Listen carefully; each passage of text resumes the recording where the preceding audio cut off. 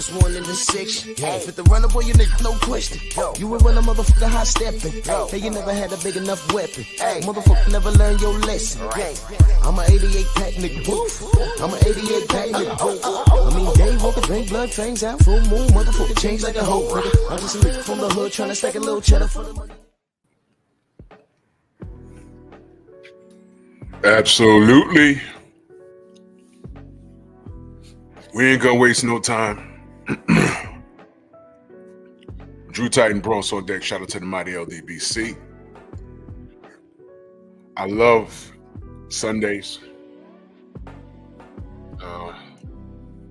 because I get to share the panel with the sensei.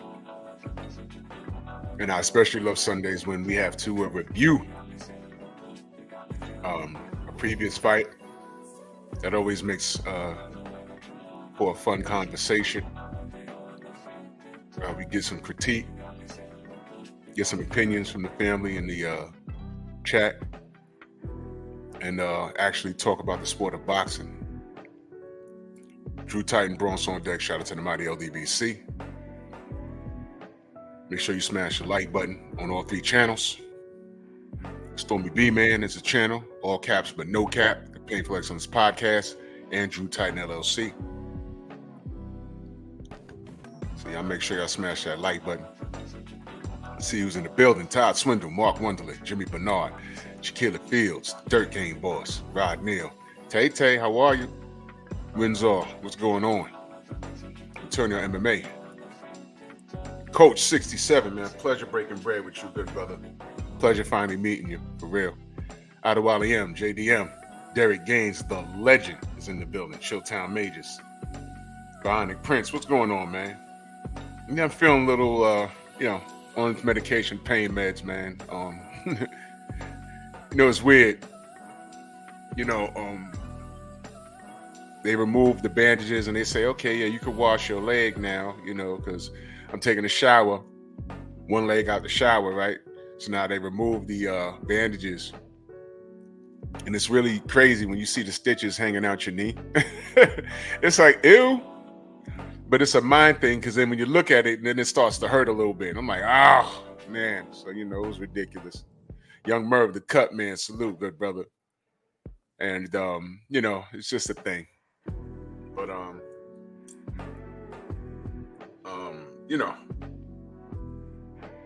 it just is what it is, man. So, I want to talk about Christian Mbilli and the landscape at 168. Universal Truth, salute. So, let's just get into it, man. Let's talk some boxing, man. The sensei is indeed in the building. Salute. What's going on, good brother? It's good. We got something that's not boxing related, but I told you what I was gonna do. My man. Yes, sir. That's what I'm talking about right there. I tracked it down. So the collection is complete now. Oh, man, that's brilliant stuff, man. Those stories, even though that they were all from 1966, man, they were well written. It's like some of the stuff of today is not even, like that. But we could talk about that another time. I was hoping to just kind of share that with you before you went live. But yeah, I'm excited. I already watched a few episodes. Wow, man. Well-written stuff. You know what else was well-written back then? You remember the writing in the Silver Surfer comic books? Holy crap, man. That was some good stuff. You needed at least a high school diploma to understand what you know something, an interview, and maybe we should do a show on that. An interview with Stan Lee, he talked about that. He said that the worst that could happen is that kids would have to go to a dictionary and look up what certain words and terminology meant. And he said, and if they did that, it was not such a bad thing, and excuse me, he kind of took pride in that with his brand, that they wrote above average reading level, so that Right. their followers would immerse themselves in understanding language and understanding words and what they mean and how many variations of words that you could use. Stan Lee was a hell of a guy, man. He was a hell of a guy. Yeah, he will be missed, man. He definitely will be missed. I'm trying to send out this email real quick. Give me 1 second. Oh.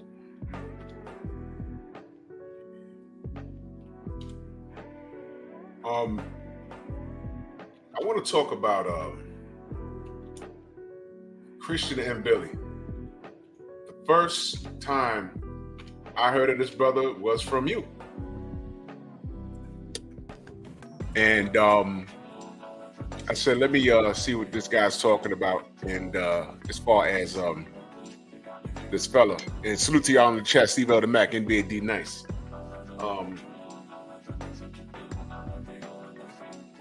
And one thing I saw was that he was a hard-nosed, no-nonsense, rhino. I like to call those guys rhinos.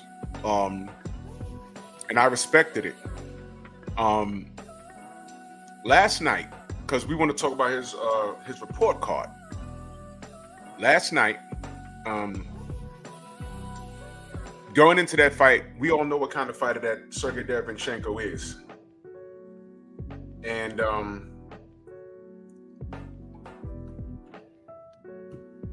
Derevyanchenko shows up 100% every time. And it was indeed a test. I said, this fight, we're expecting Mbilli to win, but it wouldn't have surprised me if mistakes were made and Sergey was able to capitalize and turns things around. And salute to our good brother Cano Loco in the building. Salute to you, good brother. Man, what's good, man? What's good, Stormy, man? I was on your side over there, Stormy, trying to give you some watch hours, but you came around and sent the text out. I'm like, all right, I'll get on. What's good, man? Salute, man.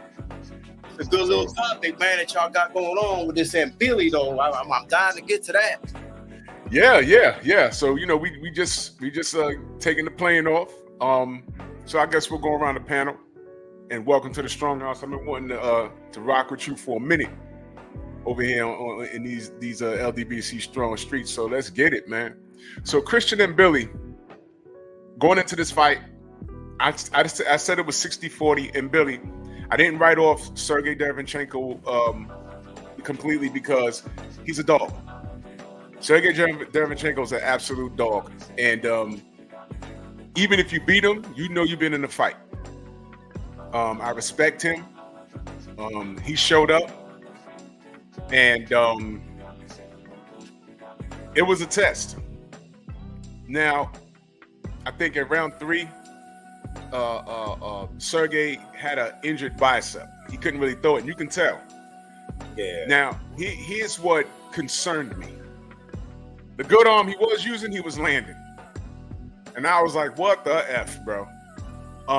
Christian, I don't think Sergey had enough power to keep him honest. He was taking a lot of shots that he didn't need to take. He was defensively irresponsible in a lot of spots. I can now say that I've seen the illest low blow in my life. He hit him in the damn thigh and knocked him off balance. That was crazy.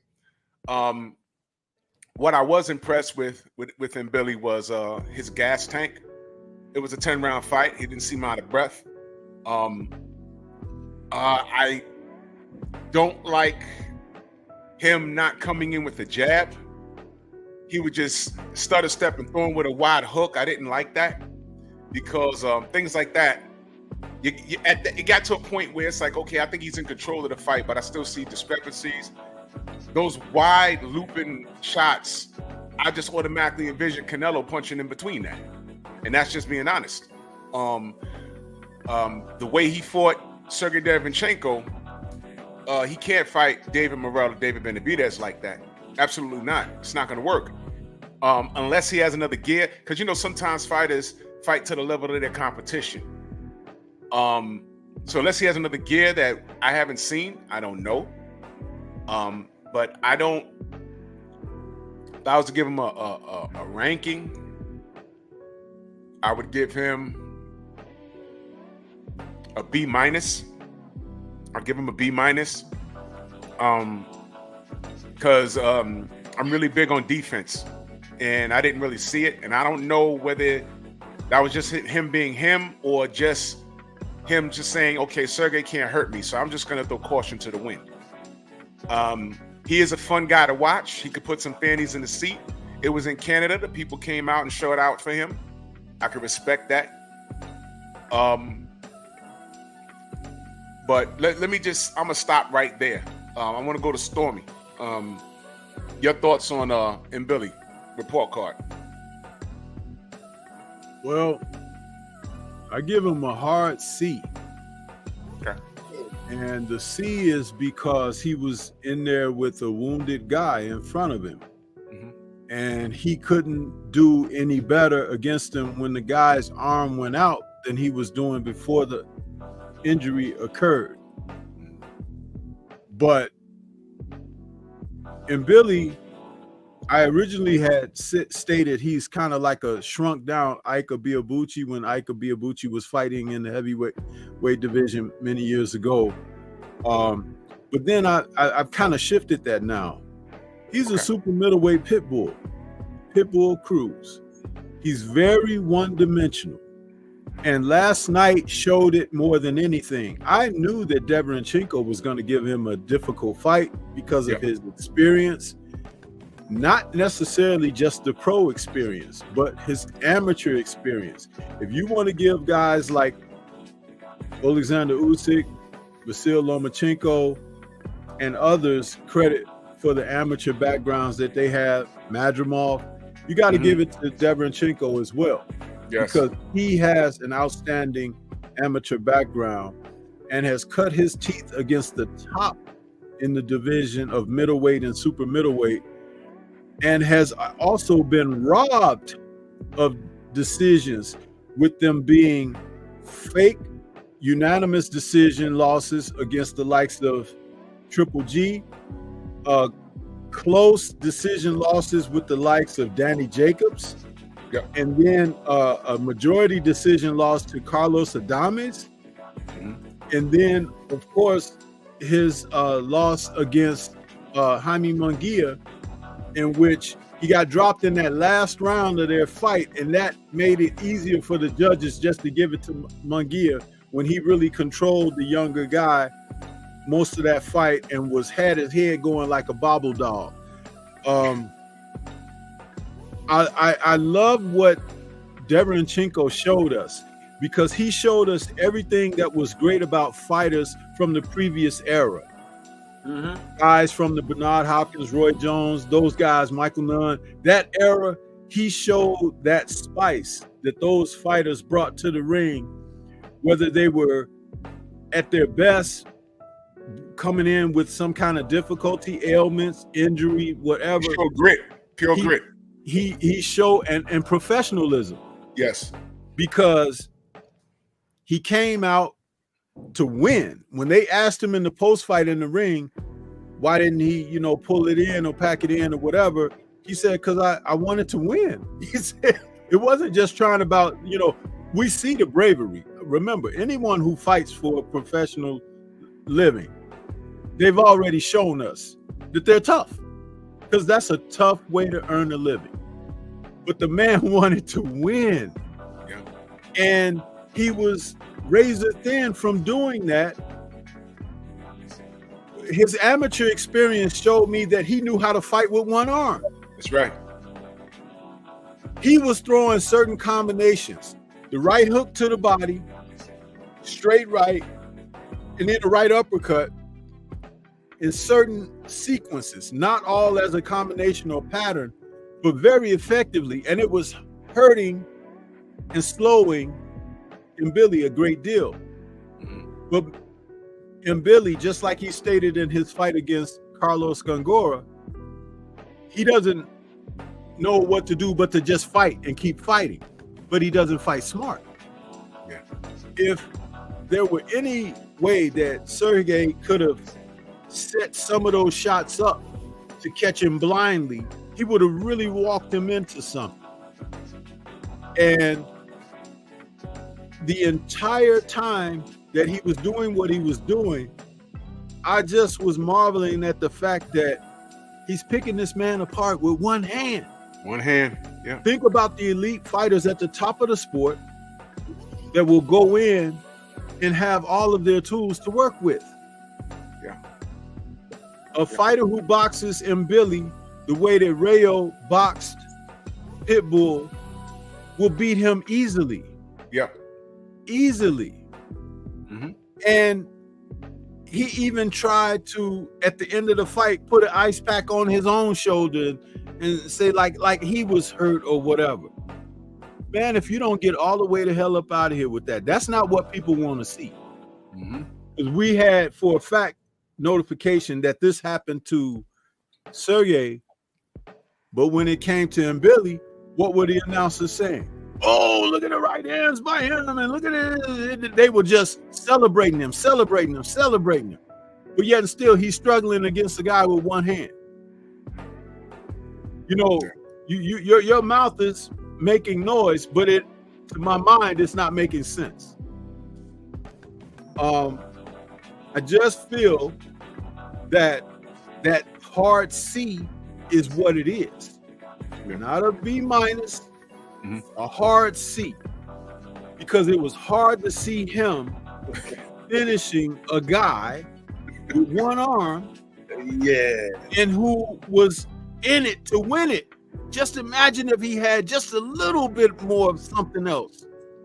Because I felt that going in, this was going to be a fight that in the later rounds, Sergey was going to kind of take control a little bit. Yeah.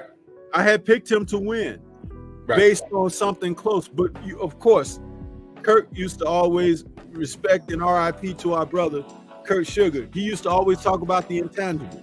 We saw one heck of an intangible last night. And that was the fact that this man suffered an injury. We were able to see it in real time. And it's very unfortunate. But my hat goes off to him. I hope he still gets another opportunity before the door totally closes on him. But I think that Mbilli needs to bring some people in to help him out because he's very one-dimensional and limited at this time. Before we go to Kano, I want to ask both of y'all. At this point, I'm glad you said that. This is the part where his camp needs to bring somebody in to give him different looks so he can understand stuff. Because he's high in the rankings. And he's mentioned in the same sentence as Canelo. But right now, being he's so high in the rankings, he's a name that Canelo could say, okay, let me just get this guy on, on my resume. Do you contact Sergey Derevyanchenko and say, yo, look, come to our camp now. We're going to throw you some paper because we need to learn some things. Because this guy needs some help. Do you reach out to him at that point? No. Why so? Why not? He is who he is. He's too deep in his career to even make that change. He gets in the ring and punch lands, he's gonna revert to what he is. Ain't no lot of right now, man. Somebody like him, man, you're so used to doing that all your career. You can ingrain it in him and train him, and he may do it in the gym, and it may look beautiful in the gym. But as soon as he gets under them lights, he gets hit with one good shot. Man, I'm going back to what I do. I've already seen the guy that'll knock him out straight away. Who's that? Osleys Iglesias, who fought on the undercard last night. I give him Billy against him 6 to 7 rounds, and he's out of there. So there's no teaching Mbilli new tricks. This is just who he is. He's Can't very change. one-dimensional. But what? Out on me. Give me a minute, all right? It'll connect again. Okay. Okay. Yeah. What? And I know this might seem like a huge turnaround against him, but please don't take away the fact that he was in there with a wounded warrior. Dude, I'm sorry, but that says a lot. It says a lot because your jab hand, your lead hand, that sets everything up. And Sergey couldn't set nothing up. He could only fight. But Right. even remember, I've done shows where I talked about the jab. The jab is the one punch that you could do so many things with it. You could be offensive with it. You could be defensive with it. You could rest with it. You could time, poke, and probe with it. You could use it as a spearing type of offensive weapon. You could do it to upset the other guy's rhythm. Anytime he does something, you can stick that damn jab out there and just stop everything. Yeah. He wasn't able to do those things, but he was fighting like hell with one hand and trying to move away from a guy who's only at his best advantage when he's in your grill, up close, on top of you. So if he was more versatile and could box a little more, you probably would have seen Sergey have an easier time. But being a younger, 8 years his junior, stronger kid that could crowd, and his most effectiveness is being mid-range and right on top of you, it said a lot about what wasn't coming back. He was fighting a very depleted fighter, and you can't take that off the table. You have to really acknowledge that. And he wasn't able to set nothing else up himself. Yeah. And no jabs, None. walking straight in, getting hit. Yeah. And a couple of times I know he was shook, but he still, has that youthful enthusiasm and vigor. And there he was. But I know, Kano, your mic back now. Go ahead, bro. Yeah. No, my earpiece disconnected. I couldn't hear nothing, but now it's back, man. Let me give you my report card. He gave him a hard C. I'm giving him a C-. And now I know Stormy done emptied the clip on it, so it's hard to go last. But I've been following Mbilli for about 4.5 to 5 years. And I was really, really high on him. But I want people to understand that as time goes, you assess these fighters on their journey up. And I was expecting a lot more development out of here at him going into a fight like that I did not see. I see him the same person he was 4.5 to 5 years ago. And to go in there against a 38-year-old with one hand, not be able to. I don't think he hurt him, Stormy. I just think he caught him off balance most of the time. In my opinion, I don't think Neverchenko was hurt maybe once. Most of the time, he was off balance and stumbled and stuff. And he just happened to bump, So that was a bad look, man. And look, I hate to do fighters like that. I always want to see what they do in the next fight, man. But when you go in there and do that against Neverchenko, who, yes, he's got the experience. Yes, he's a good fighter and all that, but 38 years old, slower than what he normally was, and with one arm, and you couldn't do shit with him. He was getting hit with shots that you should have been hitting him with.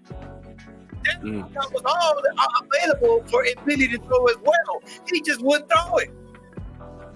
Does he not have vision inside the ring, or that's why I say I don't think it's going to help bringing in nobody. He can't see the ring. He can't see it because when the openings was there, he couldn't shoot a shot. And that was when I said I saw him hurt a couple of times, I was talking about Mbilli being hurt a couple of times. Oh, yeah. Because the right hand to the body on Mbilli's left side, a couple of times he took those shots. He was like, it doubled him over a little bit, which is why he was able to double it up and come with that, and then the hook up top. But what was missing was being able to bring everything back with a left hook or stick that jab out, and he wasn't able to do those things because the left hand was dead. But I mean, Mbilli was lucky. If anything, he was fortunate that this man got hurt like that, because I think he would have been in more trouble than even Jaime Munguia had the man's arm not gone out. Yeah, and that's the reason why I gave him a B-, because I respect Derevyanchenko that much. And I would be interested to see what would have happened had he not hurt his bicep.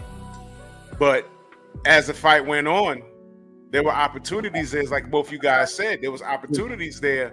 Time out, Drew, bro. You can't give him no B, bro. Get off. I said B-. And you nice here, bro. That was with respect to Derevyanchenko. That was because he was in there with him. Let me say this. You got two coaches on here now that you ain't listening to. F+, get to the back of the class because you're not listening. We're trying to tell you. We're trying to tell him, Kano, right? We're leading the man to the water, but he's gonna be like a horse, a stubborn mule, and not drink. Hang backstage. Y'all go ahead and cook.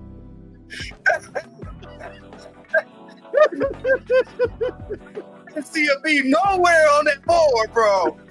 You know what I'm saying? Drew being too nice. I get it. You don't want to shit on a fighter, man, but bro, a one-arm individual, man? No, bro. No. You brought up something very interesting, Stormy.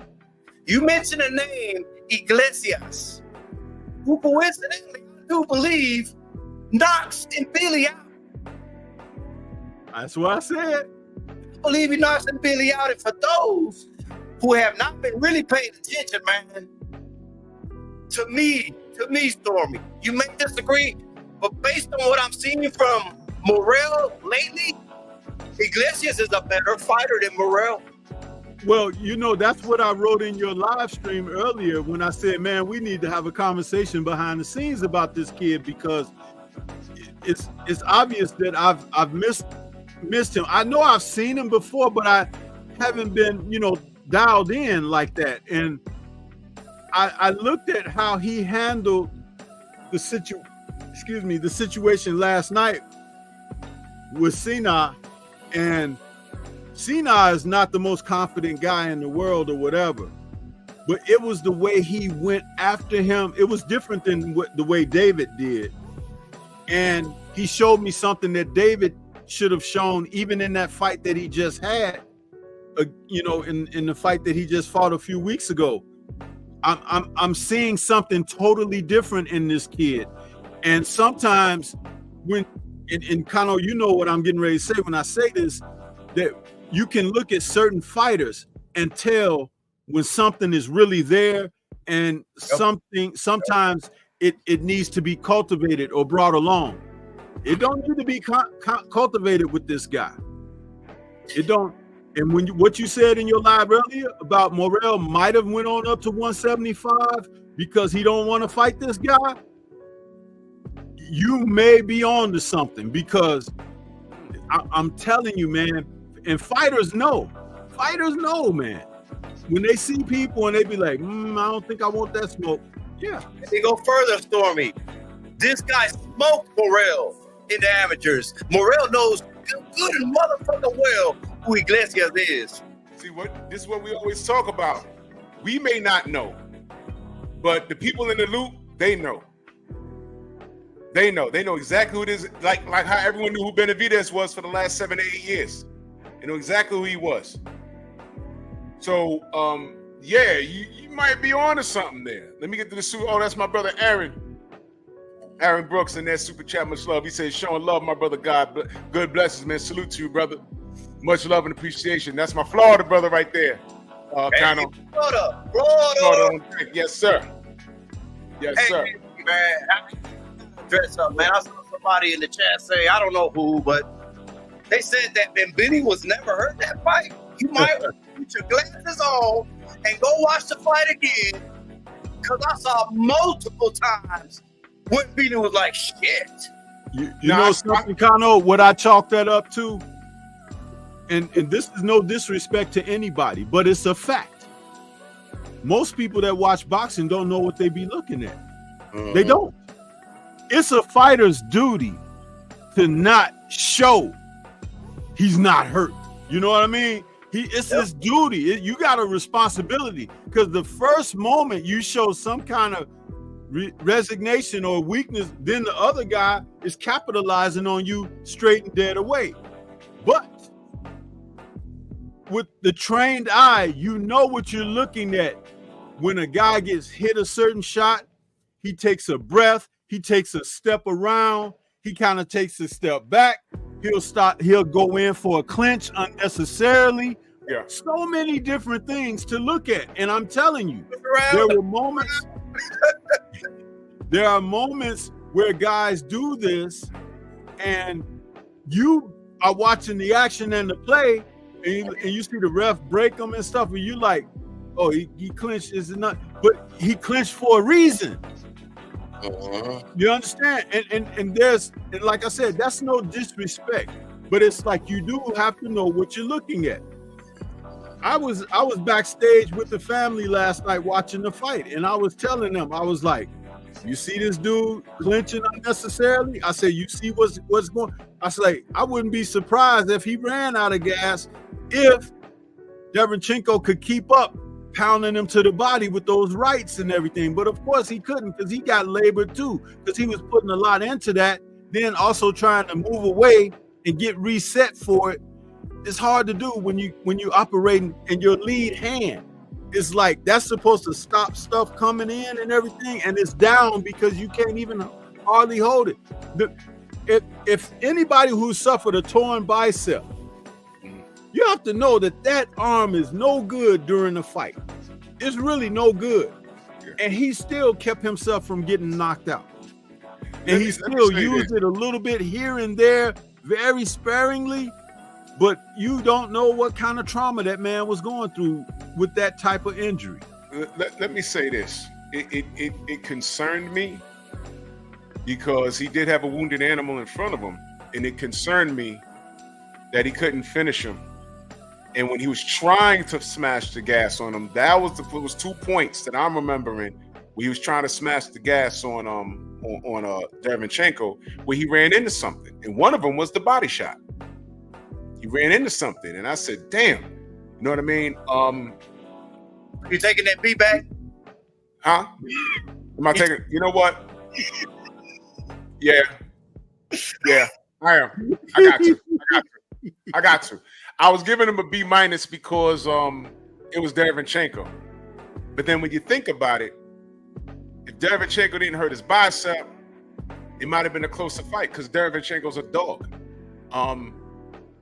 So now when you're watching the fight, because you know, once a fighter's in control, and it's boxing, anything can happen, I automatically started comparing him to the upper echelon in the division. And I'm like, he's not beating David Morrell or Benavidez or Canelo like this. He's not doing it. He has enough to be on here like a cheap suit. Maybe at this point, Canelo in his career, because he's old in dog years, maybe he couldn't handle a James Kirkland style right now, just being all over you like a cheap suit. Like, yo, man, get off me, man. I'm too old for this crap. But, you know, maybe young legs and youth will get him through that fight. But young legs and youth, that runs out. And I didn't see a high boxing IQ. Well, one thing guys like he and Pitbull Cruz bank on, they bank on you going to sleep at some point during the scheduled 10 to 12 rounds. Yeah. They that's their thing. They know, like, at some point I just got to be ready for him to make his mistake or whatever. But just like what Pitbull ran into with Rayo, and I like to use that fight as an example because it's a perfect example. Rayo was sharp from bell to bell for all 3 minutes of all 12 rounds, which is why that fight was not a split decision. It was a unanimous decision for him because he was awake on Pitbull, never let him be who he only is. And he took that away from him. You take that away from a guy that's single dimension like that, and they don't have a chance. If someone's going to face this guy, they take all that aggression and stuff away, it's going to be the same thing. And guess what? A good fighter can catch him with something coming in, because that's all he know how to do is come in. And he doesn't even come in the proper way. He doesn't knock at the door with the jab. He just walks in. At all. If somebody come walking in your house, what's going to happen to him? Shot. So Kano, you've been watching Mbilli a lot longer than I have. He hasn't changed. He hasn't progressed at all. No. I was hoping he would, because I thought he was gonna be.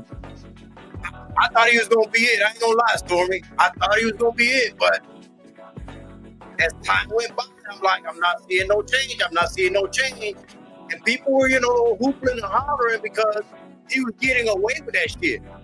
Yeah. Now, you're not. What I'm trying to say is, he's not a championship fighter. Championship level, it's not gonna work. It's just not gonna work. And this is why I say you can't bring nobody in. He's already used to. He's programmed already.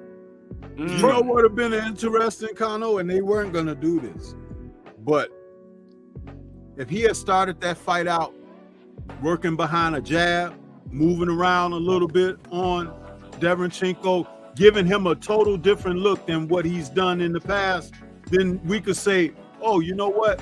It was good, because that's the opportunity to do something like that against the aging fighter who is not going to expend his gas tank unnecessarily.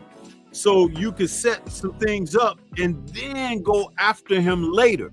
This is why the old fighters used to say things like, take him out to sea and drown him. Because youthful fighters, they want to show you what they got right away. The veterans set little traps for you. Here, nibble on this. Take a bite of that. Look out for this. And then late in the fight, boom, it's over. And you wonder what happened. And it happens because they got comfortable. They think they belong. They think, oh, this is a cakewalk. But that veteran always supposed to have something in reserve for you.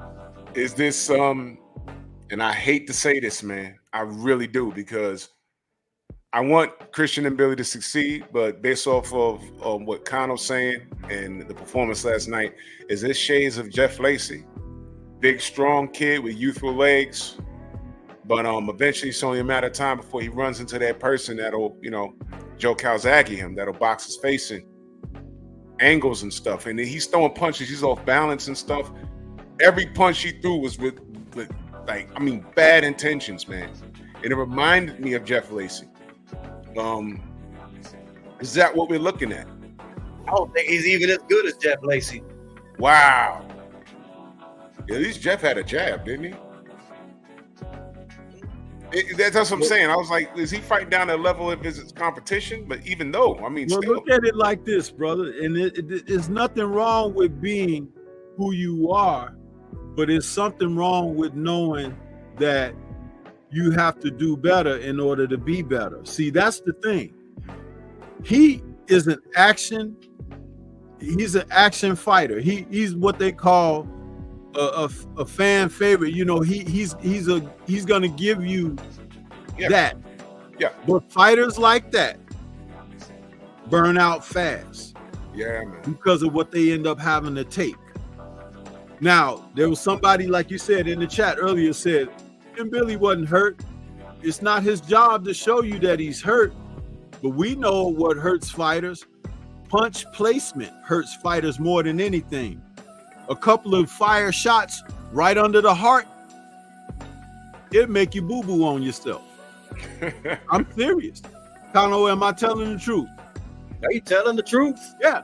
So fighters who know this, fighters who are adept, they want Mbilli. They want him, because knocking out a guy like that is gonna raise their stock. But remember, we're in an age where there's not a lot of guys who want to be competitive like that. That paradigm is starting to shift a little now with some of the younger fighters coming along, or some of the unknowns getting these opportunities.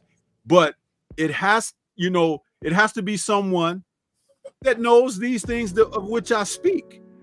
Because look, The old veteran fighters would tell you this from the recently past era. They'll tell you a guy like Mbilli, they love a guy like that because he's just gonna run into something. Yeah. I'm gonna run him into something 8 days out of a 7-day week because you can set your clock to it. There's no mystery there. Yeah, I didn't see any I ain't see any different look. Don't be surprised if they put a soft touch for him next. I mean, yeah, because I ain't look at the rankings, but I mean, yeah. I mean, of course they're gonna do that. They want to keep him busy. And like I said, they came out and they love him up in Canada. And you know. And don't get me he's a fighter, don't get me wrong, but there's a lot of flaws for me to consider him a championship fighter. That's all. Yeah, but you know, if he hasn't changed, then you know, this just is what it is. If he hasn't progressed, like I said, you've been watching him longer than I have. But if he hasn't progressed, I mean, my gosh, if this is it, this is not good. It's not good. I didn't see no jabs. And how many? I didn't check the CompuBox. How many jabs did he even throw? Probably like 5. And I missed them all. I don't like that, man. And salute the main event Mark. He said, what were the top fights from that card to watch? I did catch the Abdullah Mason bout. You know, and the heavyweight. There's always somebody trying to bait me, man. It ain't gonna work, bro. Look, I don't give a fuck if Mbilli can knock Berlanga or not. You ain't hurt my feelings with that, bro. Not at all, man. I don't care. I'm not the one in there getting hit. Stay somewhere else. Jay says Mbilli destroys Berlanga, though. I mean, that'll be a firefight. I mean, it won't go to the cards. I know that. But watch this. Berlanga will find his jab and box him. You know what's funny? He ain't gonna walk into him. He gonna throw it head. I agree. I agree. I mean, and I like Mbilli. He's high action, but this fight yesterday, because I had him in the same sentence as as Canelo and Benavidez and Morel. I had him in the same sentence. Last night, I can't. I just can't. I can't do it. Let me say something about Jay's comment about Mbilli destroying Berlanga. The one thing that Berlanga can do that Mbilli can't do is box. Yeah. Berlanga could take everything that Mbilli does incorrectly and use it against him. And see, that's the thing about having versatility. Canelo can tell you about that with him now being with his old trainer and reunited with that who has reminded him to box. You see, because he's strong and he can punch, but that's not the game at the top level of the sport. You're supposed to be about being able to be technically proficient, have good defense to keep yourself safe and everything, and to pick your shots. Punch in combination when you do use your offense. But again, a guy like Mbilli, do you remember that one time he threw a punch and kind of spinned around? It's like, yeah, man. Those kind of things, man. There are fighters out here who love to see. They be like, man, wait till he do it against me, and I'm gonna have something waiting for him. You know what I mean? Mm-hmm. I don't see that fight ever happening, though, man, because I think they're gonna baby Mbilli this next fight, man, and they're not gonna put him in harm's way for a little bit, man. And so how do they fix it? How do they fix it? If you can, how do they fix it? Because now, if they start playing matchmaker, it's good for sales in Canada. But how do they fix it? Because the goal is, to be perfectly honest with you, Drew, a lot of the coaches and trainers don't know how to fix. They don't. This is why guys can come out so incomplete. You hear me talk about it almost every freaking show. It's like I talk about these trainers, man, that are not adept. And it's not about putting someone down, but it's about you. They're not showing you that they are teachers, because that's part of it. Being in somebody's ear. Go out there and hit him with the jab. Go out there and hit him, throw the right uppercut. That's one thing. But the teacher guy, I put something on the group chat. I don't know if you saw it, but it's a clip from a movie, the Joe Louis story. And what's really interesting is this. There's a guy playing Jack Blackburn and there's a guy playing Joe Louis, but they use real Joe Louis fight footage in the movie, the Joe Louis story. Right. He's teaching Joe how to slip the jab and to go down under that jab, to slip it, go underneath it, let it go over your shoulder. Then as Joe is standing up and he's teaching him how to watch for the left hook by keeping his right hand by his chin. Now, the left hook is coming.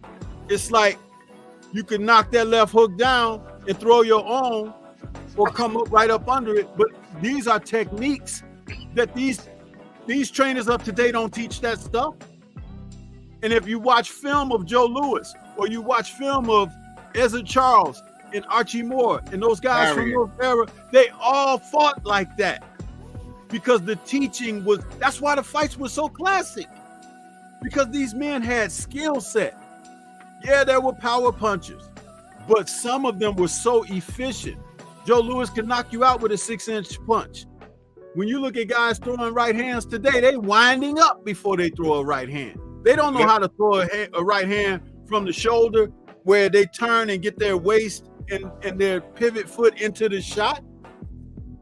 Yo, listen, let me tell you the most poetic thing that I've seen in a while, and y'all all seen this. Professor X, and that super chat, salute to you, good brother. I appreciate you. And Jonathan Simon, that'd be a good fight. He says, I don't believe that Mbilli could beat Janibek at 160. That'd be a good fight. I'd like to see it. But do you remember when Andre Ward fought Sullivan Barrera? And Sullivan threw a left hand, and Andre with his glove right here slapped it down and hit him with it was like a 2-inch punch. And Sullivan ran into it. I rewind that clip. So you want to talk about poetry? How many fighters do things like that today? But look at the success that Ward had in his career. Last fight he lost was when he was a kid, a teenager or something in the amateurs. But I'm going to tell you something about that. Just like Charlo against Rosario, remember what he did when he slipped that shot and came back with the uppercut? Uppercut. That's something that he learned from Ronnie Shields. You see, these are the type of techniques and everything. You could see Abdullah Mason working on stuff in the locker room with his dad and his brothers. And they working on certain combinations and things like that because it becomes muscle memory when you're doing these things. They're not hitting those pads like rhythmic and all of that to make it look cool and exciting. They're actually working on punch combinations for punch placement because they knew they're going in there against Ohan Jr. that he was going to be open sometimes when they could, be in position to throw the certain shots. That uppercut that he knocked him down with was so clean, well-timed, the Ohan didn't even see the shot. He just got hit with it and went down. That's teaching, bro. There's not enough of the good teaching out there right now. Can I ask you something, Stormy? I want to ask Stormy something, man, because I had the volume up on the Jalil Hackett fight, right? I didn't like the instructions coming from his dad, man. Is it just me tripping, or did you hear that as well? And it just seemed like he gave some half instructions during that fight. Do you recall? You talking about the Jahai Tucker? Yeah. Because you said Jalil Tack. Okay. Jahai Tucker. Yeah. And I'm gonna tell you something. They were talking about him like he was doing some great things, but he's very front foot heavy. And that's a bad thing, Kano. You know that's a bad thing. When you're front foot heavy, all the guy gotta do is lead you, okay? And set you up for some stuff. You know who was good at getting people that were front foot heavy, even though he was front foot heavy himself? Terry Norris. He used to catch people all the time with that kind of stuff. But yeah, I didn't like the instructions coming from him either. I didn't like it. And I thought I was tripping, but okay. no, not at all. Was You tripping. know, and I've said this, you know, in conversation with you before. You got a coach's background. I have a coach's background. We see a lot of the same stuff, man. Even if we articulate it differently or whatever, there's not a lot to be off page with that kind of stuff, because we're looking at what we're supposed to be looking at. We don't look at boxing like boxing fans, like boxing supporters. We're looking at it like, if that was my guy in there, this is what I would want him to be doing. This is what he needs to do. This is how I would like him to execute. That's different. That's one of the reasons why I don't sit up and do blow by blow commentary. I could do commentary on fights, but I'm too busy watching other stuff. Yeah. And then when I come back and do post fights and stuff like that, or a show like this where I'm talking about and I'm being heavily critical on somebody, people get mad at me. But look at my track record.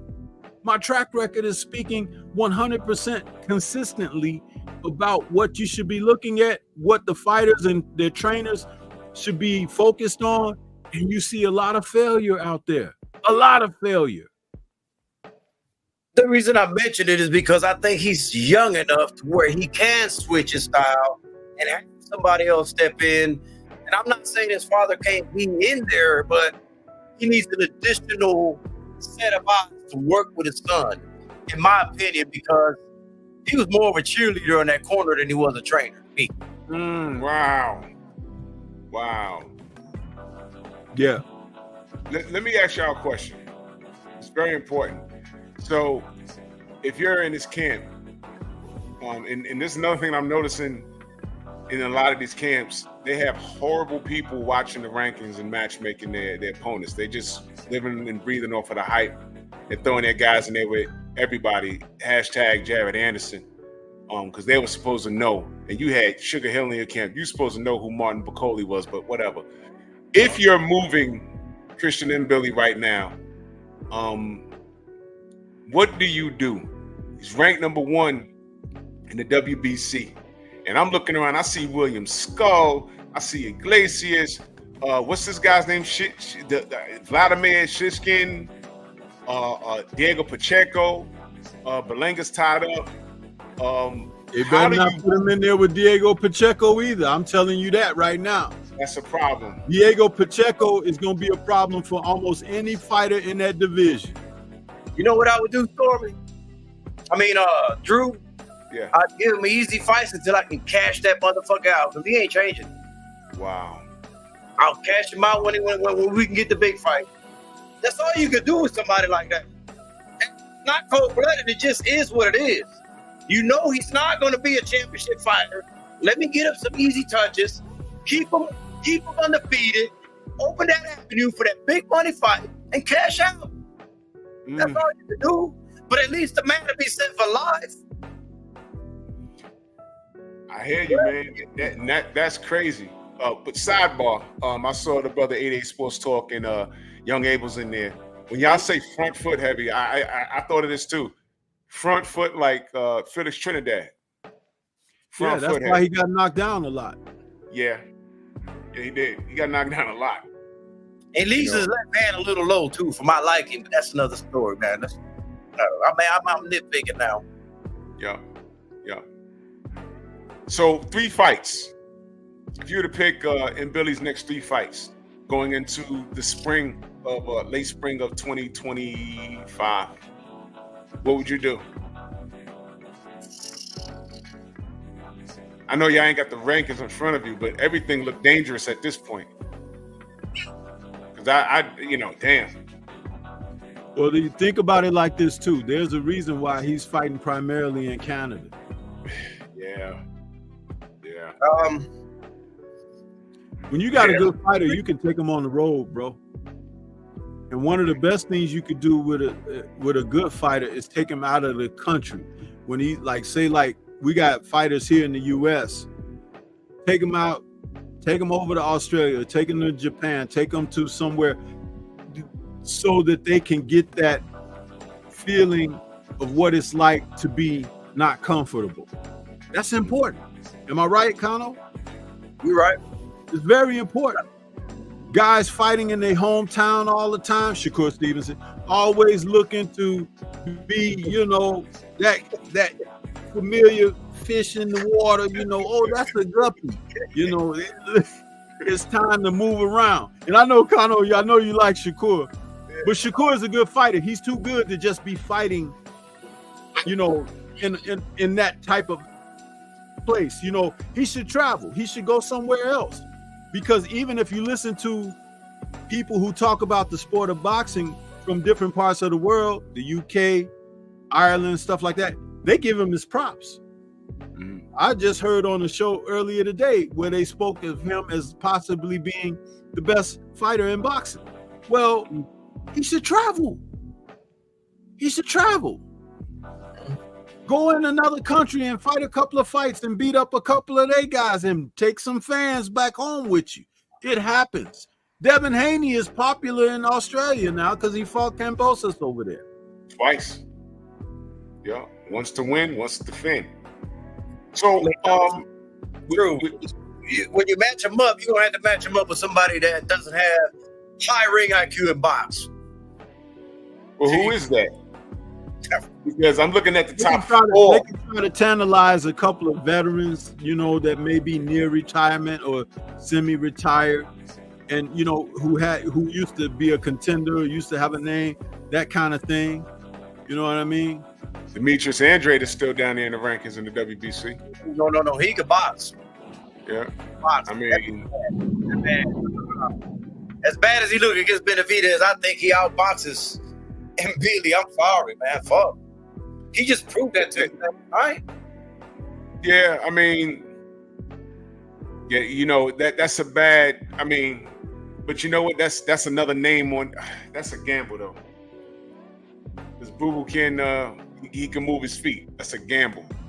I would have liked much. Yeah, I would have liked the Berlanga fight, but he's tied up. And this is how it all ties in to 160, because the other part of the live is what's expected of Canelo. So after Berlanga, and I know the popular pick is Canelo. First and foremost, I'm rooting for Berlanga. That's number one. I'm rooting for Berlanga, number one. And number two, there's always that weird chance.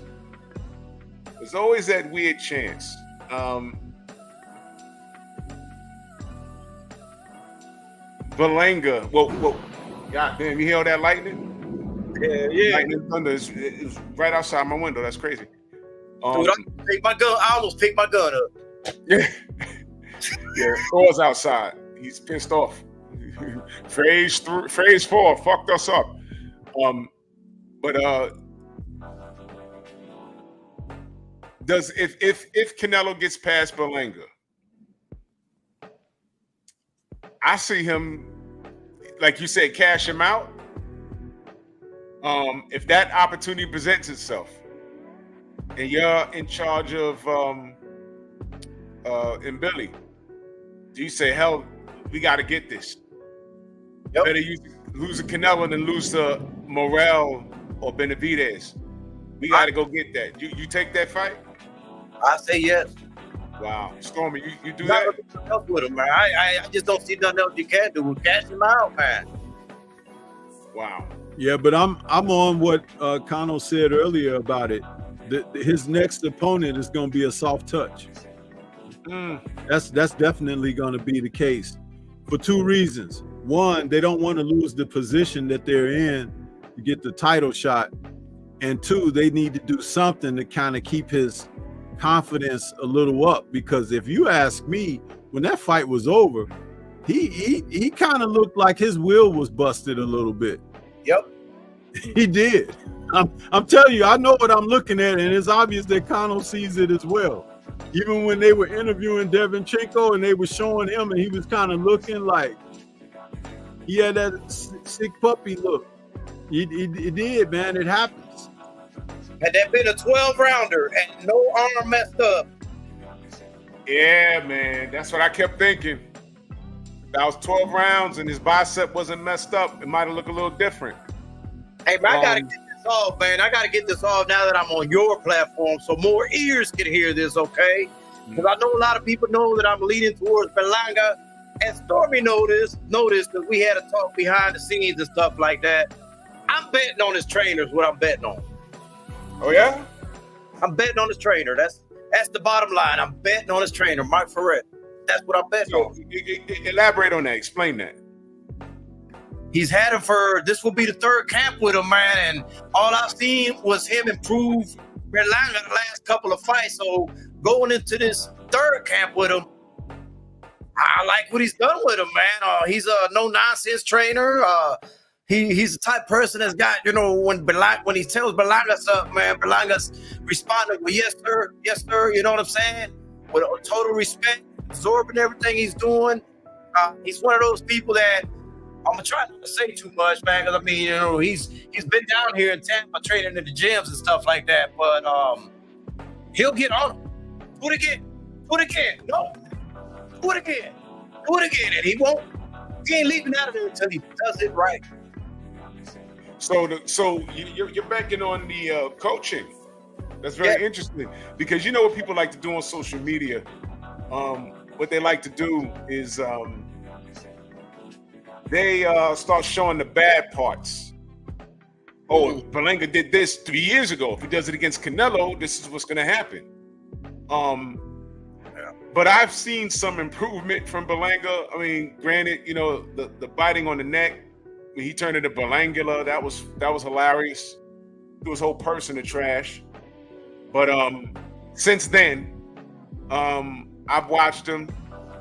He's more calm. He's more patient. I saw him fix some things, and I'm going to agree with you, especially since you I'll take you at your word. The corner is going to be everything, and I know Stormy, and you're very adamant about corner work. People don't understand how important that is, man. That's very, very, very, very, very, very important, man. Corner work is very important. That's like his former trainer used to be the guy that was training Derenchenko last night. And Andre Rozier, yeah. Now, I'm not a fan of Rozier at all, but Rozier didn't pull that performance out of Derenchenko. That was Derenchenko. That was him, the fighter that he is and the man that he is. Right now, Rozier is kind of like just piggybacking off of that, just like any success that Tyson Fury may have had. Sugar Hill was piggybacking off of that. You know what I'm saying? There are certain times when coaches and trainers get in that kind of position where they can kind of ride that. But where you see is when they have to coach through difficulty, be tactical, have a game plan formatted. Kano has been saying that Berlanga was going to get this opportunity. It came a little bit sooner than people may have thought. You've been saying that for like 2 years. Well, but that doesn't mean 2 years ago he was ready for it. Correct. But the thing about it is, with a coach who can prepare you, I don't know if Kano might know the name of this coach. What's the name of the coach that Oscar De La Hoya went with, Kano, after he got rid of his first coach from the amateurs? He went with that old guy that's like a guru. He's kind of like a Custody model. I can't think of his name right now. But he's an older guy. And he had Oscar boxing a little bit different than you had ever seen him before. And Oscar ended up leaving him and then later got with Floyd Sr. But he shouldn't have never left that guru. But I think that Oscar's people didn't like him. Oh, wait a minute. That's It's not Nacho Beristain. No, it's not Nacho. Riddick Bowe did the same thing. What was that? Riddick Bowe did a similar mistake. Yeah, but what I'm trying to say is that trainer, the way he had Oscar fighting, Oscar was damn near. It was like he was at the best. Yeah, Rivero. Yeah, is that what is his name? No, Alcazar was Oscar's first trainer, and worked with him while he was amateur too. But Rivera, something Rivera.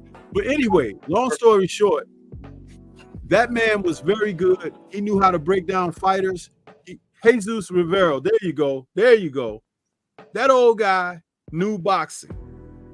And people called him loony. You know, they said he was a little goofy or crazy or whatever. They always call us good coaches and trainers goofy and everything. That's because we set a precedent for fighters they need to conform to in order to have the psychological be able to match up with their physical. A lot of people don't understand that. There has to be a marriage between the two. There can't be a separation. You can't be a smart guy but do dumb shit. You understand? You can't. It doesn't make sense. Am I right? It's like it doesn't make sense. So again, with Berlanga and this coach, if he's able to listen to his coach and do exactly what he's telling him and everything, Canelo could be in trouble. Because that coach knows what Canelo's shortcomings are. He knows what Canelo likes to do and likes to get away with, and those spells in the fight where he likes to rest and all of that kind of stuff. Mm-hmm. It's very obvious to people like us. But it's like people get caught up in, it's Canelo. Man, Right. Now, Drew, to be honest with you, and I told Stormy this too, man, about a couple of weeks ago. I said, look, I honestly would have liked him to fight one more fight before he went in there with Canelo. I wanted a third training camp before he went into a fourth one going into the Canelo fight. Because I felt I wanted that extra time for him. I wanted that extra time for Mark to work with him. But the fight was presented to him, and they said, fuck it, we gonna work with this time frame then, you know? We're going to have to make it work somehow in this shorter time frame. And I'm still betting on him, man. Like, hey, if I'm wrong, I'm wrong. But I got a lot of trust in Mark, man. It's up to Berlanga to execute what Mark puts in him. Pause. You know what I'm saying? And one last thing about Jesus Rivera. I watched the documentary that Oscar De La Hoya had on, what was that, HBO or something? He had some kind of documentary, and in a moment of sobriety, he said himself that he wished he never left Jesus Rivera. That speaks volumes. It speaks volumes, because if you asked him straight up, Mike Tyson would probably tell you he wished he never. He would tell you he wish he never left Kevin Rooney. Yeah. What's the likelihood that what's the likelihood that we see an upset in September between Berlanga and Canelo? What's the likelihood? I'm going to say 50-50, man. I know that's going to sound crazy to people, but 50-50. I'm actually going to place money on them. Fuck it. My thoughts are, I don't have it as high as Kano, or maybe more like 60-40. And the reason I say that is because I'm looking at it from intangible standpoint. Canelo running around here trying to pick guys to fight and not fight who he should be fighting and everything, and eventually you're gonna pick wrong. He already did it once a couple fights ago with Dimitri Bivol, and Bivol tapped that ass, no pause. And the thing is, he gave it to him like he was supposed to. You understand? I took one of those clips and put it on my channel, and I play it from time to time, where Bivol is just opening up on his ass against the ropes, and he's just trying to get out of the way, and he's taking some. I do that because this is the real deal right here. Somebody that's not afraid of you, somebody that knows how to keep their distance, somebody know how to put their hands on you and do what they're supposed to do. If you notice, he never revisited that man. He never talked to him. If you asked him about him, he pretended like Dimitri Bivol didn't even exist. But he went and picked him. He reached his hand in that barrel, and pulled that man's cherry out of there. And he's like, him. And it ain't been the same for him since. He's had so many soft touches. They should call him Ubisoft. Yeah, because that's what he's been. And people out there that like Canelo, they can get mad all they want to or whatever, but these are the facts. He's out there trying to make it easy. People talking about, oh, he's earned the right to fight who he wants. No, he ain't. He got championship belts in his possession, and there's fighters lined up for their opportunity to become a world champion, and he should be fighting these guys. If he don't want to fight for the belts, give it up and continue to pick who you want to fight. But those other men deserve an equal opportunity for a chance to change their lives and their careers by winning world championships. He shouldn't be able to just sit with them all up under his arms like this, like he's the baddest man in the world, and we know he ain't. Stop it with the foolishness, man, please. Well, I'm gonna let Conor cook because I know the brother got a roll. So we got a C- with Mbilli. So I guess you pretty much brought it home with what's expected from Canelo. In the event Canelo loses to Berlanga, what does he do next? Well, shit, he gonna have to hear my mouth for about a month straight. Cause I'm telling you, man. I'm telling you, I'll be like cherry picked gone wrong. I've been trying to tell y'all cherry picked gone wrong. I mean, shit. Would you rather see Canelo fight the Yildirims of the world and that UK bum bash he went on, or Berlanga? I'm just saying, bro. Yeah, because we know what he's not doing. He's not doing. So, why not Berlanga? And, just off a general principle, I hope Berlanga, he got size. He got natural. When was the last big Puerto Rican Mexican fight matchup? When was the last one that you could think of? Big name. Oh man, Cotto Margarito for me. I think that was the last big one. Okay. The second one, the second one. Yeah, the second one. Yeah. Well, you know what? I'm gonna tell you something, man. It's gonna get hot in there because that pride gonna get on the line. You know what I mean? But the man who could be more versatile should win the fight. And like Kurt used to say about those intangibles, if I look at it face up, the man who has the opportunity to be more versatile is Berlanga. Yeah, we know that he can punch. He can get in there and get in the blender with the guy. But what if he steps on the outside and starts controlling the distance? He got better feet. He got better feet. Hey, boy, you got a unique chat, I swear, bro. Hey, Cotto, that was not the last one, man. I mean, that wasn't expecting to happen that way. You know the disadvantages going into that fight. That wasn't even, Shakur versus Valdez. That's Shakur versus Valdez. That's a pretty good one. Okay, all right. Shakur, okay. Yeah, man.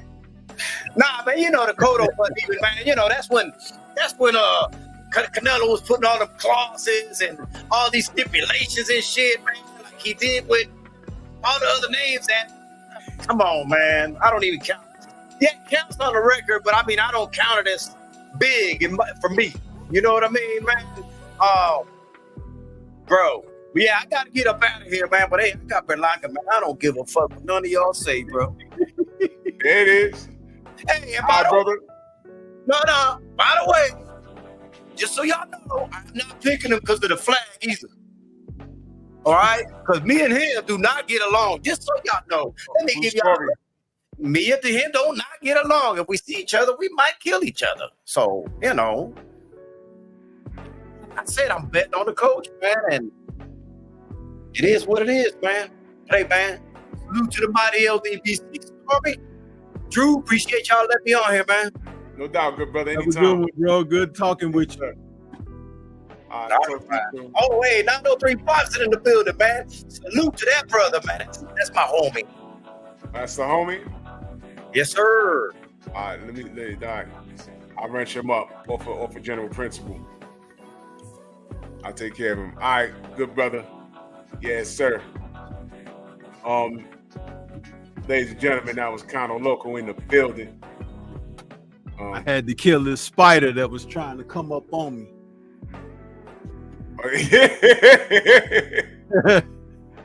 Oh, he's on. Oh, that brother's on my other channel. Let me I'll wrench him. 903. If you go to Drew Titan LLC, step over there. I'll wrench you up over there too. You're on my other channel. So if you go to Drew Titan LLC, I'll wrench you up over there too. Just off the strength of my brother Cono. Lou. Oh yeah, somebody put Cono's link to his new channel in the chat, please.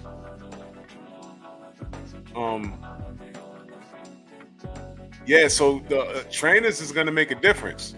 Now watch this. Here we are. There you go. Oh yeah, Aaron. Yeah, I got you. Yeah, because Aaron Brooks, this is my brother Aaron. He's a Kodo fan. Hard body karate. He's a Kodo fan. Yeah, hell yeah. So yeah, he's been a Kodo fan for real. And salute to Miguel Cotto, man. He's a Hall of Famer, man. Oh yeah. Cotto was one of those fighters that I looked at like I look at Deverenchenko. He was a warrior, man. Yeah. And he kept beating guys. You know, and that's when this is how you know if you guys you got a favorite fighter and your fighter is out there and he's got guys to face, and there's this one guy that's coming up and then coming along and he's good, but you don't like him. He's like, because he's not your guy, but you don't like him, but he just keep beating people. Start changing your thought process about fighters like that, because those are usually the ones who are becoming potentially great. Potentially great. Because they just kind of win. They win.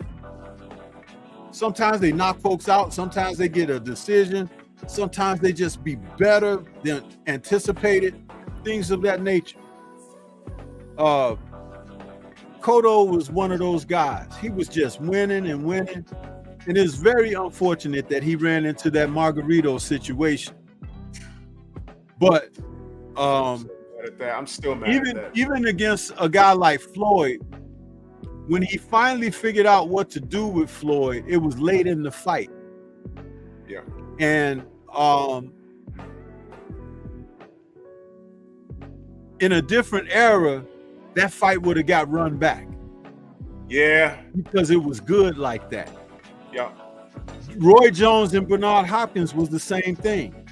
By the time the 8th or 9th round came around and Bernard was beginning to figure out what to do, next thing you know, the fight was over. And if that had been a 15 rounder, Bernard might have pulled the victory out in that first fight. So when they fought that second time, you saw how Bernard handled Roy in the second fight. Totally different. Yeah. But we need those kind of fights and matchups, and just one go round, it doesn't always do it. You know, you need a second fight to kind of really assess the person who can make adjustments, the person who can overcome or turn things around. That's why that's important to do that and to see that. So just be careful when you're observing these guys. Know what you're looking at. Yeah, absolutely. And I want the audience to never forget Miguel Cotto's his first two losses, that was all Top Rank's fault. When he was a champ at 147, when he had the WBO championship, they made him come in on fight night at 145 to fight Manny Pacquiao. They made him do that. And that was when Manny Pacquiao was a super A-side. And he ran out of gas in that fight. I mean, he looked real good. He had a 12-pack of abs, but he was not hydrated. And then the Margarito thing happened. Nobody checked the gloves, and I like how no one blamed Miguel Cotto or his camp. They didn't blame him. They blamed somebody else, though. And that was all under the umbrella of Top Rank. So you had Manny Pacquiao, and then you had the Antonio Margarito situation, man. Never forget that. By the time he got the Floyd, he should have been undefeated, y'all. Know that. By the time he got the Floyd, he should have been undefeated. And he showed up against Canelo. Canelo didn't dominate him. That was a very good technical matchup, man. Cotto was in that fight 100%. And Stormy's absolutely right. The Floyd and Cotto fight, Floyd won it, but it was close enough to the point where I wouldn't have minded a rematch. You understand? So I want to do a Cotto tribute. I've been saying I've been doing it. I wanted to do it for a long time, but I'm finally gonna do it because those 2 losses in his career, that really pissed me off, man. That really pissed me off. It really did. Because it's just unfair. They tried to kill. Bro, what Margarito did to him, and they put listen, y'all. In the first fight, there was a part where they put the camera on Cotto's wife and kids. Absolutely broke my heart, man. When that man was spitting blood out his mouth and his wife was crying and the kids was crying, and when he was back in the locker room, and his wife says, yo, we got money. You don't have to do this. And he kissed her on the forehead. He said, this is all I know how to do. I said, God dog it, man. And then you find out that goon cheated. That was attempted murder, man. That goon cheated. Yeah, Aaron, I got you. I've been saying I'm going to do it for a while. I'm going to do it. That goon cheated. Margarito kicked out the sport, and Bob Arum had to go to Mexico and bring him back because he was kicked out of the sport, man. Brought him back just so Manny Pacquiao. Yeah, he should have been. But brought him back so Manny Pacquiao could beat his eye up, and then he ran it back with Miguel. But I'm like, man, come on, bro. It should have never happened. I mean, this sport, and you see, guys, I'm a stickler for that stuff, man. This sport is dangerous as it is. This dude tried to kill Miguel, man. I mean, really, and once they found out what it is, I wouldn't have been shocked if they took it to the streets. I'm being serious. That dude's a cheater. You cannot tell me that he did not know that there was something going on with his gloves. And we didn't find out till he tried to get Shane Mosley like that. That's when we found out, and we put 2 and 2 together. It's ridiculous, man. Blaming the damn victims out here, man. This is stupid. But anyway, Mbilli's report card is directly reflected to Canelo, because for a minute, I was like, Mbilli, he could be on Canelo like a cheap suit because he got old legs, but him not coming in he's going to have to come in with a jab fighting Canelo. Come on, bro. You can't do that. And I'm looking at, like we just talked about, Berlanga's chances are higher because of his corner, right? The coaching, the training, everything, that plays a factor. What the hell is going on in Billy's corner that he hasn't changed in 4 or 5 years? I don't like that. They've fallen in love with him overpowering guys that he's stronger than, he may be a little faster and punch harder. But remember that Gongora fight was kind of a telltale sign. Gongora was tough too. It's just that, you have some guys, they'll fight to a certain level of competitiveness, and then they don't have anything to go beyond that point. And I saw Gongora, in a couple of fights since then, he hasn't matched that same type of intensity. So maybe there's something that's just not there for him. But guys like Mbilli, and I think the closest example that I gave was Pitbull Cruz. It's like they rely upon you doing something, slipping, making a mistake that they could capitalize on. At some point, you're going to drop your hand. At some point, you're going to stick your chin up in the air. At some point, you're going to have a mental lapse or whatever. And they capitalize and they have success. But the best at the top of the sport don't do those things. They don't have mental lapses. They stay focused. If they know they got a knockout fighter in front of them, they keep their guard up. They keep their hand. I remember when Lennox Lewis was going to fight David Tua. And, you know, everybody in the world knew that Tua had that left hook. You know that Tua never landed that left hook on him at all in the 12 rounds. Lennox kept that damn right hand up all night long and blocked it and blocked it and blocked it and kept Tua at the end of his jab. Lennox never tried to knock Tua out. No. Just looked to score and beat him with punches landed, you know. He hit him once when he was going backwards, but he rolled with it. It looked more dangerous than it was, but you know, it wasn't nothing. And Tua was the kind of fighter that never went for broke against Lewis either. He never went for broke, which tells me that either he was afraid to get hit by Lennox or he wasn't in as good a shape as he should have been. And I don't think he was, because if I remember correctly, he came into that fight with Lewis at 245 or 250 or something like that. Been lighter. He could have been lighter. When his best weight was like 225 or something like that. Yeah. Could have been lighter. You know, the power was there, but he couldn't land nothing. But he also didn't want to overcommit, because I remember leading up to the fight, they were trash talking, and Tua said to him, he said, "Yeah, man, you know, you're tall, but we all the same size. It's like boxing. It's like making love. We all the same size in the bedroom." I was like, "All right, bro, whatever." But he came in there he looked a little heavy around the trunk area. He looked like love handles. He had that wild hairstyle. But he got to the point where he was just trying to land that left hook. And Lewis, I mean, you want to talk about ring generalship. Jab, jab, jab, sidestep, jab, jab, sidestep, jab. And Tua didn't want to get hit by that right hand because Lennox could crack. He could crack. You know, and he's punching downward. You know, I mean, styles make fights, man. There was also a style like, for instance, Hasim Rahman. There was something about Hasim's style that Tua couldn't figure out. It was annoying for him to fight him, you know. But yeah, man. Getting back to Christian Mbilli, his report card, you know, being at his 168, I'm pretty much for saying tonight, does he make the case for Canelo?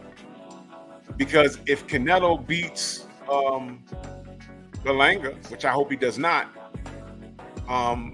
Christian Mbilli's a stay busy fight. And like Kano said, you know, you cash him out because you'd rather lose to Canelo with a couple of million than F around and lose to Pacheco or any one of those guys. You know, Andre in a comeback fight. Because then your stock just goes off the rails. And we saw that happen to Jeff Lacey, unfortunately. He was on fire. I remember watching him on Showtime, Stormy. You remember it like it was yesterday. He was knocking everybody out sideways, and he brought the fans out, and people loved him. Man, they sent his ass to the UK to fight Joe Calzaghe, and it was the worst thing you could ever do. It was the worst thing you could ever do. Jeff looked like he never fought a day in his life past round 4. He was turning them and spinning them, and it was just bad. It was just bad business. I wonder if Lacey was kept up all night with fire alarms in his hotel room, if he received a questionable fruit basket, if his water was compromised. I would love to ask him. You know what I'm saying? Because ask him, yeah. That, you know, some of these tricks have been around for a very long time. Mm-hmm. I remember, who was it? It might have been, it wasn't,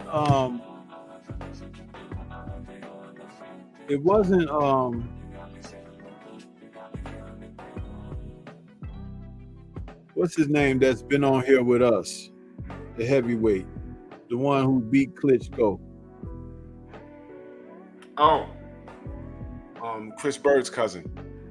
Yeah, it wasn't him, but it was somebody talking about fighting Klitschko, and they remember when they got in the ring, you know, like the night before the fight or whatever, you go in the Sam ring. Peter. Huh? You talking about on the show? Because we spoke to Sam Peter behind the scenes.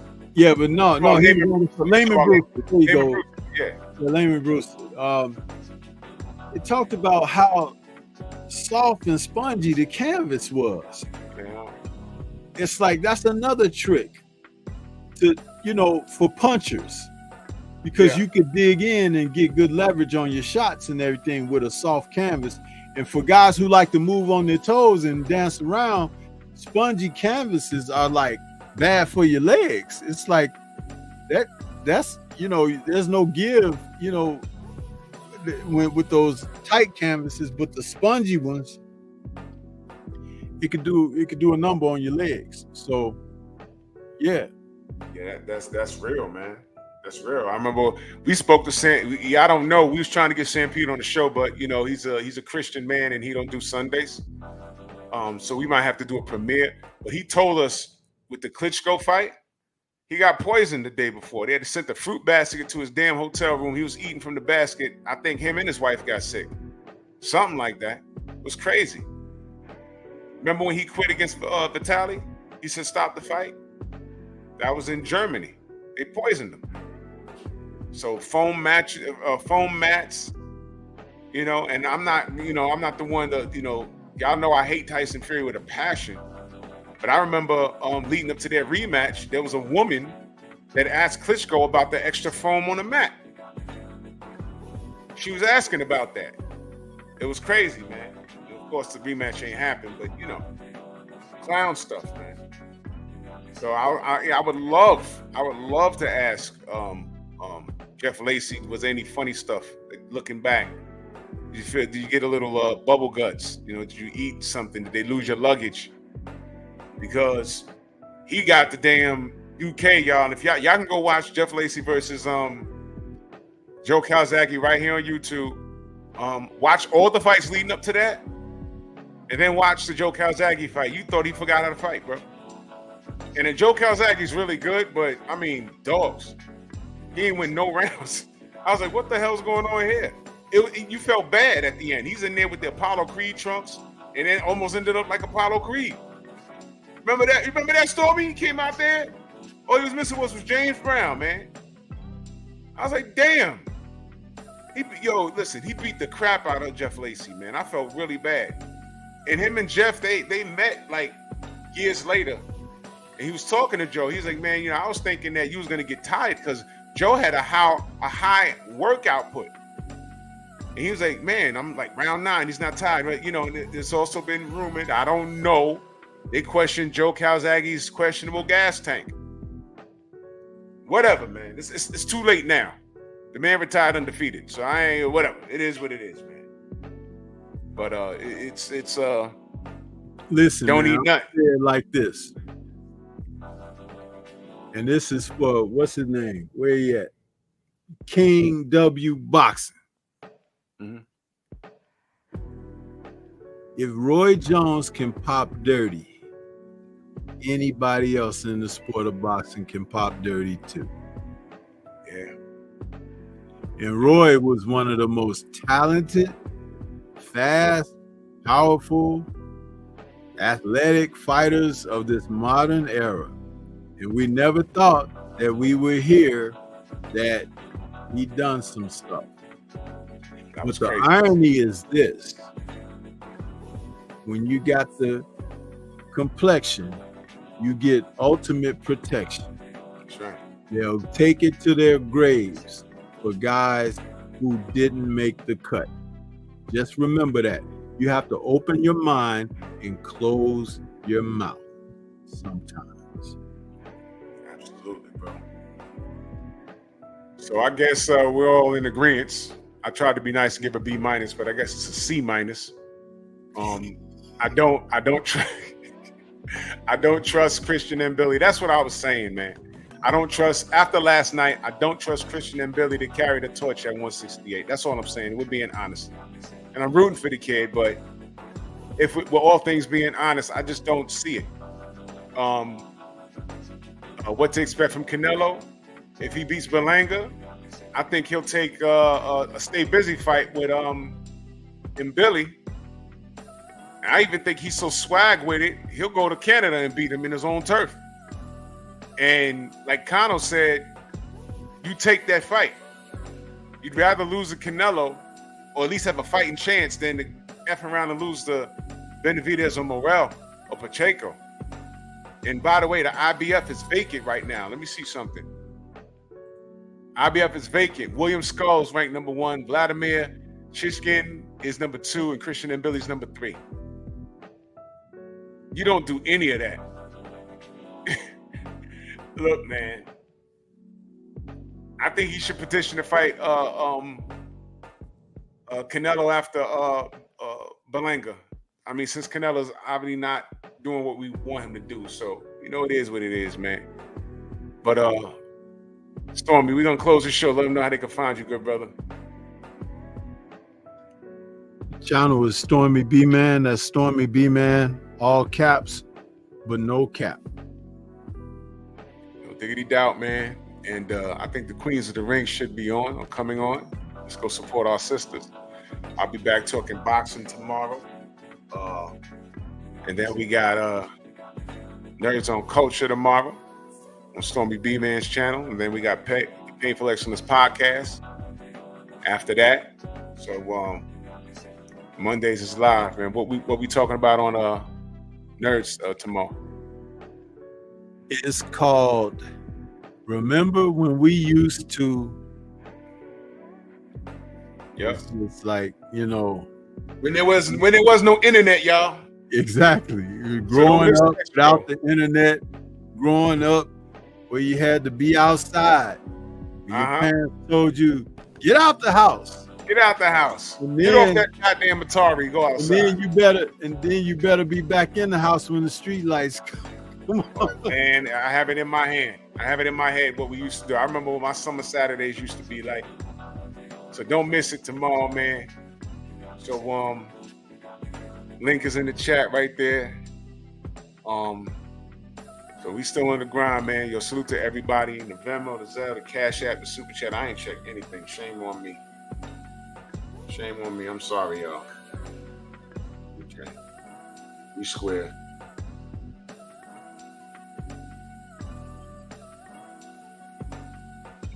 Okay, we good.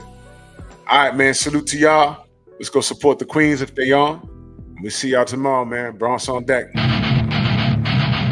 Move! Why are you gay? Who says I'm gay? You are gay.